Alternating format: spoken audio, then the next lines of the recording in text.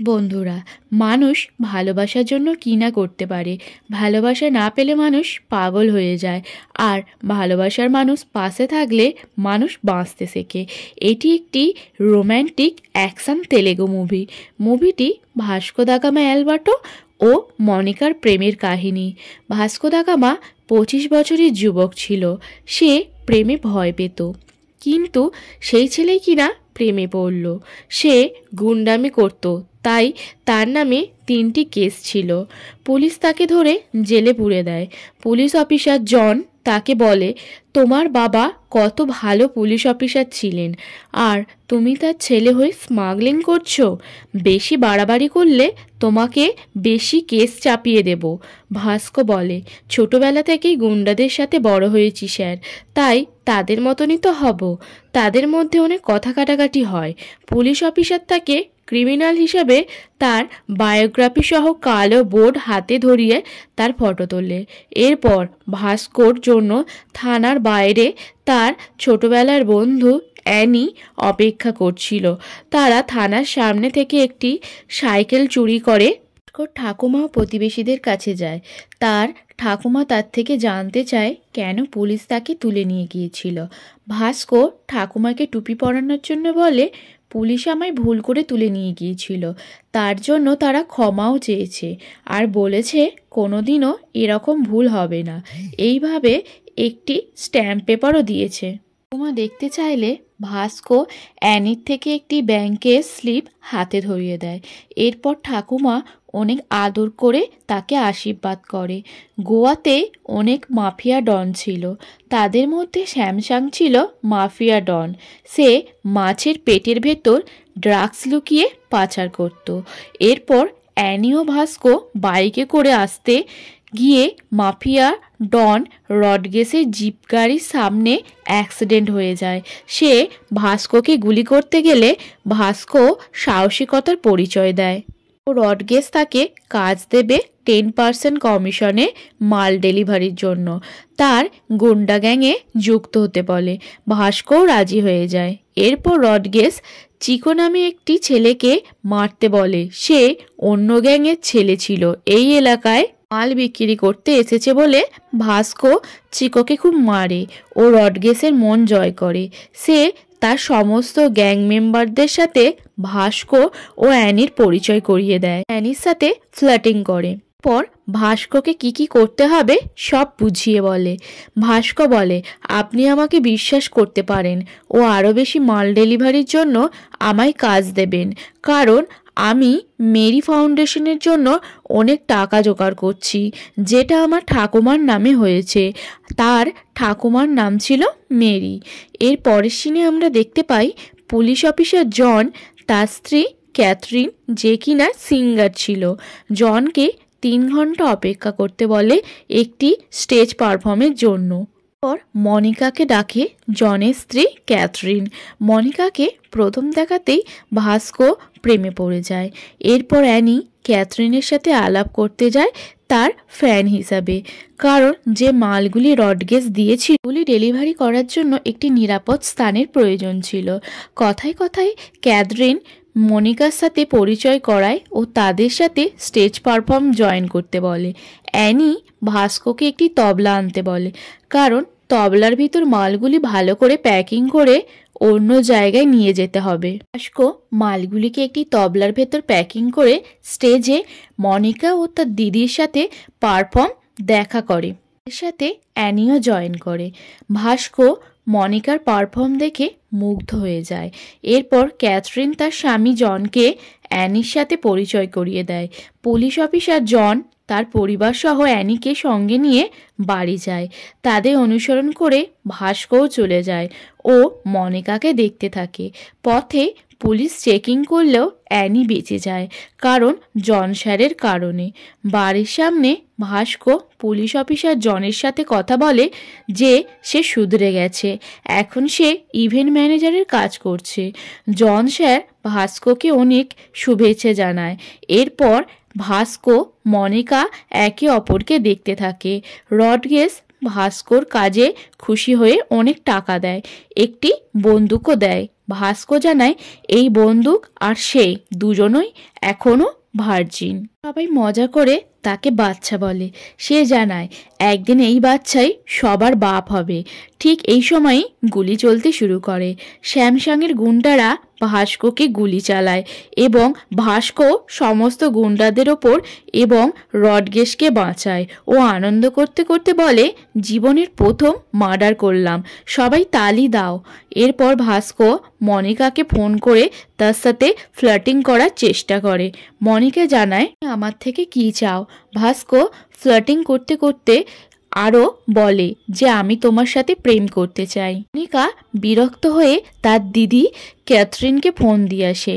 Vasco আরও flirting করতে থাকে ক্যাথরিনের সাথে। সে মিউজিক ও ড্রেস নিয়ে কথা বলতে থাকে যে সে এত সুন্দর, তাকে আরও একটা মিউজিক ইভেন্ট করতে বলে। অ্যানি ভাস্কোকে বলে মনিকাকে তার মনের সমস্ত কথা খুলে বলতে। মনিকা ও ক্যাথরিন মিউজিক স্টেজ পারফর্ম করতে এলে মনিকার ওপর ভাস্কো ফিদা হয়ে যায় ও তার পিছন পিছন ঘুরতে থাকে তাকে পাওয়ার জন্য। মাফিয়া ডন স্যামসাং একটি বড় ডিল পায়। সে জাহাজের একজন স্টাফকে হাত করে মাল পাচারের জন্য, কারণ কোটি টাকার ব্যাপার ছিল। ভাস্কো জন স্যারের বাড়ির সামনে লুকিয়ে দেখতে থাকে তারা কি করছে। পিছন থেকে মনিকা এলে সে ভয় পেয়ে যায়। মনিকা তাকে বলে কি চাও তুমি আমার থেকে।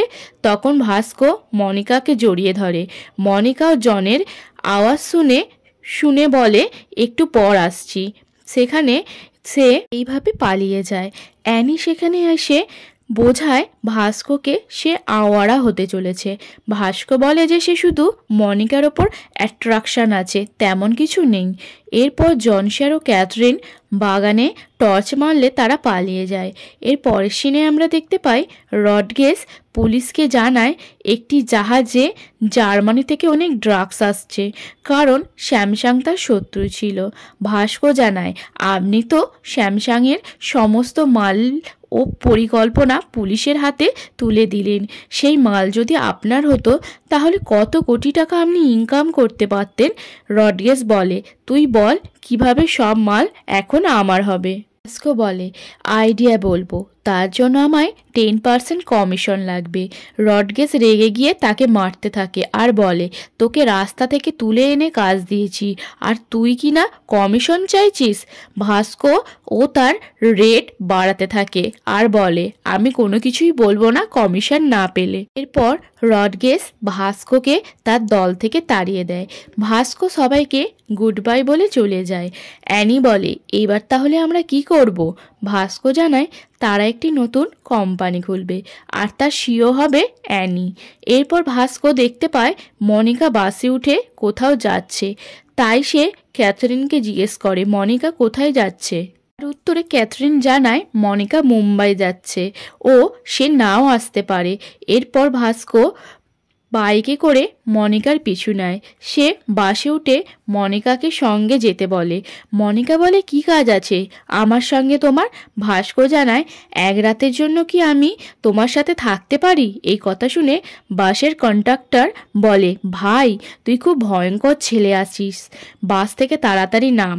এই বলে ভাস্কোকে বাস থেকে নামিয়ে দেয়। সময় রডগেস আসে ভাস্কোর সাথে দেখা করতে। ভাস্কো জানায় 50% দিতে হবে, না হলে সমস্ত মাল পুলিশে নিয়ে যাবে। এতে রডগেস রাজি হয় ও জাহাজের একজন কর্মীকে ফোন করে বলে একটি বক্স মাল ওপেন করতে এবং 4টি বক্স মাল কন্টেনারে সরিয়ে রাখতে। এরপর ভাস্কো পুলিশকে ফোন করে নাম্বার সহ কন্টেনারে যে সমস্ত মাল আছে তা বলে দেয়। এরপর প্ল্যান করে কিভাবে বাকি সমস্ত মাল তার হবে। ডান দিকে 4টি স্মাগলিং বক্স পুলিশ বাজেয়াপ্ত করে। তা দেখে স্যামসাংয়ের মাথা গরম হয়ে যায়। ভাস্কর বুদ্ধিতে বাকি স্মাগলিং বক্সগুলি রডগেস উদ্ধার করে। এরপর ভাস্কোকে 50% শেয়ার চাইতে গেলে রডগেস রাজি হয় না। ভাস্কো বলে এত মাল দেখে হয়তো তার মাথা ঠিক রাখতে পারছে না, তাই প্রথমে যে সে 10%-এর কথা বলেছে তাই তাকে দেয়া হোক। বাইরে মেরি ফাউন্ডেশনের গাড়ি ওয়েট করছে। এইভাবে তাদের মধ্যে অনেক কথা কাটাকাটি হয়। আর ঠিক তখনই রডগেস ভাস্কোকে গুলি করতে এলে ভাস্কো রডগেসকে মেরে ফেলে ও সবাইকে বলে, কেউ এমন আছে যে আমার সাথে লড়াই করার ক্ষমতা রাখে? কেউ সামনে না এলে সে নিজেকে বস বলে ঘোষণা করে আর বলে, এখান থেকে কোনো মাল নিয়ে যেতে পারবে না, আর এখন থেকে সমস্ত মাফিয়াদের বস হলাম আমি। এই সমস্ত মালের হাফ মাল হবে আমার, আর বাকি সমস্ত মাল হবে তোমাদের। এই বলে বাকি গুন্ডারাও আনন্দ করতে থাকে। ভাস্কো বলে, এই কথা বাইরের কেউ না জানতে পারে, কারণ স্যামসাং জানতে পারলে কাউকে জীবিত রাখবে না। এরপর সে ঠিক করে সবাইকে জানাবে যে রডগেস সমস্ত মাল নিয়ে পালিয়ে গেছে। তারা তাদের ডেরার বাউন্ডারির মধ্যেই রডগেসকে দাফন করে। এদিকে স্যামসাং জাহাজের এক কর্মীকে পা বেঁধে মাথা নিচে ঝুলিয়ে অনেক টর্চার করতে থাকে যে বাকি মালগুলো কোথায় গেল, কিন্তু সে কিছু জানে না বলে। এদিকে অ্যানি ও ভাস্কো পুলিশের কাছে যায় যাতে তাদের মাল নিয়ে যাওয়ার পথে পুলিশ না ধরে। ভাস্কো পুলিশদের আশ্বস্ত করে বলে যে আমি ভাস্কো দা গামা অ্যালবার্টো, মৃত পুলিশ অফিসার আলেকজান্ডারের ছেলে। 12 বছর আগের ঘটনা। আপনি যখন পুলিশ কনস্টেবল ছিলেন, একদিন রাতে বাবা ডিনার করছিল, তখন সেখানে গুন্ডাদের গাড়ি আসে। ও বাবাকে বলে, কত টাকা নেবেন স্যার? এরপরই তার বাবা রেগে যায় ও গুন্ডাদের মারতে থাকে। ও বলে, তোরা কি আমাকে ঘুষখোর পেয়েছিস? অন্য এক কনস্টেবল তাকে শান্ত হতে বলে। তার বাবা রেগে গিয়ে কনস্টেবলকে চড় মারে। গাড়ি থেকে একজন নেমে এসে গুলি করে তার বাবাকে হত্যা করে এবং তার সাথে একটি মহিলা হোমগার্ড এবং একটি পুলিশ কনস্টেবলও মারা যায় এই ঘটনায়। এরপর গুন্ডারা কিছু টাকা দিয়ে অন্য একটি পুলিশ কনস্টেবলকে সেখানে দিয়ে পালিয়ে যায়। এই ঘটনাটি বলতে বলতে সেই কনস্টেবলটির সমস্ত কথা মনে পড়ে যায়। তখন ভাস্কো বলে, আমি সেই আলেকজান্ডারের ছেলে, ও যেই মহিলা হোমগার্ডটি মারা গিয়েছিল আর মেয়ে অ্যানি। ভাস্কো ও অ্যানি ছোটবেলা থেকে অনেক অসহায় ও দরিদ্র অবস্থায় কাটিয়েছে। তাদের থাকার জন্য কোনো জায়গা ছিল না, টিন ফুটো ছিল, জল পড়তো। ঠাকুমা অনেক কষ্ট করে মানুষ করেছে তাদের। তাদের বেঁচে থাকার তাগিদে সে ক্রাইম করতে শুরু করেছে। এখন তার মালিক রডগেস সমস্ত টাকা মেরে দিয়ে পালিয়ে গেছে, তাই সে এখন তার গ্যাং সামলানোর জন্য গ্যাং লিডার হয়েছে। আপনি শুধু আমার গাড়ি এলে ছেড়ে দেবেন, তার বিনিময়ে আপনি অনেক টাকা পেয়ে যাবেন। আপনি খুশি থাকবেন আর আমার মেরি ফাউন্ডেশন ভালোভাবে চলবে। এরপর ভাস্কোর গাড়ি এলে পুলিশ ছেড়ে দেয় ও তার বিনিময়ে অনেক টাকা পায়। ভাস্কোর স্বপ্ন অনেক বড় ছিল, সবাই তাকে বাচ্চা বলতো। সে সবার বস হতে চায়, সেটাই ছিল তার স্বপ্ন। সে বিজনেসকে অনেক বড় করতে থাকে। সেটা স্যামসাংয়ের গ্যাং লক্ষ্য করেও ভাবতে থাকে কিভাবে এই বাচ্চা গ্যাংয়ের কাছে এত টাকা এলো, কোনো জ্যাকপট লেগেছে কিনা। পুলিশ তার গাড়ি চেকিং করতে এলে ছেড়ে দেয় টাকার বিনিময়ে। কেউ তার বিরুদ্ধে কথা বলতে এলে তাদের মেরে ফেলা হতো। এইভাবে তার গ্যাং অনেক বড় হতে থাকে। তার মেরি ফাউন্ডেশনও বড় হতে থাকে ও দাদি আনন্দ করতে থাকে। অনেক টাকা আসতে থাকে। একদিন দাদিমা মেরি সমস্ত কলোনিবাসীদের ডেকে বলে, স্কুল ও বিল্ডিংয়ের কাজ শুরু হয়ে গিয়েছে। এরপর একদিন ভাস্কো মনিকাকে রাস্তায় দেখতে পায়, যে কিনা মুম্বাই থেকে ফিরে এসেছে। বিজনেসের কাজে ব্যস্ত থাকার জন্য সে মনিকাকে প্রায় ভুলেই গিয়েছিল। ও মনিকার পিছন পিছন ছুটতে থাকে, যে সে কবে এসেছে তার ভালো লাগার কথা বলতে থাকে। মনিকা ভয় পেয়ে তাকে চড় মারে ও সেখান থেকে পালিয়ে যায়। সব কিছুই ঠিকই চলছিল, কিন্তু একদিন ভাস্কোর গ্যাংয়ের একজন ধরা পড়ে যায় স্যামসাংয়ের গ্যাংয়ের কাছে। সে প্রাণের ভয়ে সমস্ত কথা বলে দেয়, যে সমস্ত টাকা ভাস্কোর কাছে আছে। ও সব কিছু জানার শেষে স্যামসাং তাকে মেরে ফেলে। স্যামসাং ভাস্কোর গ্যাংয়ের একজনকে ধরে, যে কিনা একটি মেয়েকে ভালোবাসতো। সে তার সাথে পার্সোনাল টাইম স্পেন্ড করছিল। সে ভাগ্যক্রমে গুন্ডাদের থেকে বেঁচে যায়। এই জন্য ভাস্কো তাকে অনেক মারধর করে ও বলে, আজ থেকে কেউ গ্যাংয়ের কোনো ছেলে কোনো মেয়েকে ভালোবাসবে না। এরপর ভাস্কো গ্যাংয়ের ড্রাইভারকে স্যামসাং অনেক টর্চার করে, কিন্তু কিছু জানতে পারে না, তাই সে তাকে মেরে ফেলে। ভাস্কো সবকিছুই জানতে পারে, কিভাবে তার ড্রাইভারকে হত্যা করেছে স্যামসাং মাল ফেরত পাওয়ার আশায়। আর এই খবরটা পুলিশ ইন্সপেক্টর দিয়েছে। এই কথাটা ভাস্কো জানতে চায় পুলিশ ইন্সপেক্টরকে, সে কেন এরকম করলো। পুলিশ ইন্সপেক্টর অস্বীকার করে ও তাকে মারতে যাবে, ঠিক তার আগেই অ্যানি ইন্সপেক্টরকে গুলি করে হত্যা করে। আর পুলিশ অফিসের খুনের জন্য গোয়া পুলিশ অফিসার রামেয়া গোয়ালিয়রকে আনা হয়েছে। সে ক্রিমিনালকে একদমই সহ্য করতে পারত না, সে পুলিশই হোক না কেন। এই কথা ভাস্কো জানতে পারে ও একটি প্ল্যান করে টার্নেল বানানোর জন্য। সেই জেলে তাকে রাখা হবে, তার নিচে 6 ফুট উঁচু টার্নেল খোলা হবে, অক্সিজেন সাপ্লাই যাতে পর্যাপ্ত পরিমাণে থাকে। রামিয়া অফিসার ভাস্কোকে ধরার জন্য অনেক করে বলে জন স্যারকে, কিন্তু জন স্যার বলে এই নামে সে কাউকেই খোঁজা সম্ভব নয়। এদিকে ভাস্কো মনিকার সাথে দেখা করতে ক্যাথরিনের বাড়ি যায় ও তার সাথে দেখা করার জন্য অনেক মানানোর চেষ্টা করে।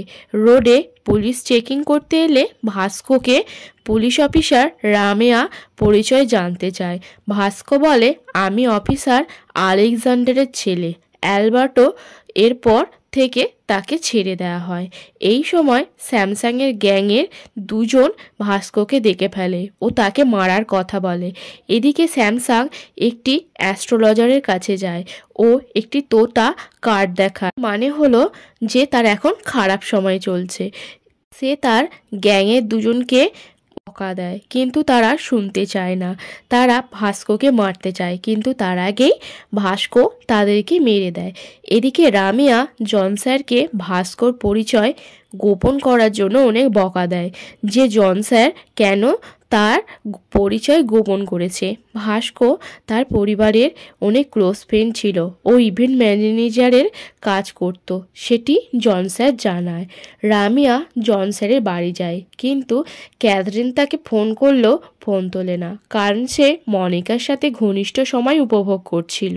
ঠিক এই সময় স্যামসাং গ্যাং আসে তার প্রতিশোধ নিতে।